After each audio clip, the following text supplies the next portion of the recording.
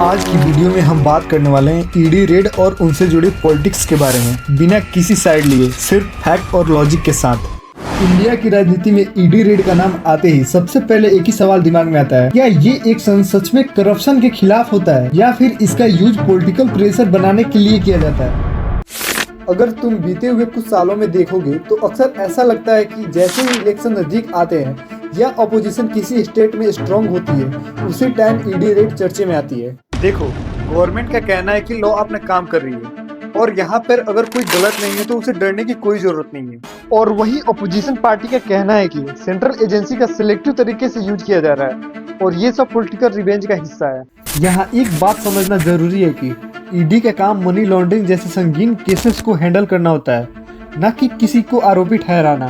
देखो, किसी को भी तब तक आरोपी नहीं माना जा सकता जब तक कोर्ट अपना फाइनल डिसीजन ना दे दे।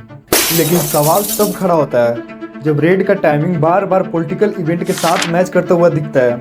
इसी वजह से पब्लिक के मन में डाउट आता है कि एजेंसी कितनी स्वतंत्र है, क्योंकि किसी भी लोकतंत्र में अगर किसी डिपार्टमेंट पर भरोसा कम होने लगे तो पूरा सिस्टम धीरे धीरे वीक पड़ने लगता है।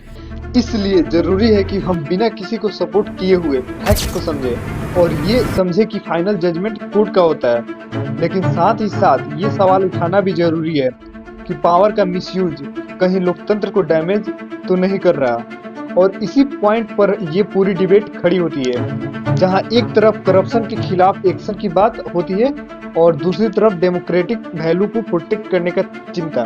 शायद सच इन दोनों के बीच कहीं एग्जिस्ट करता हो और इसी सच को समझना हम सब की जिम्मेदारी है। लास्ट तक देखने के लिए धन्यवाद। चलिए मिलते हैं किसी नए वीडियो में किसी नए टॉपिक के साथ। तब तक के लिए जय हिंद, जय भारत।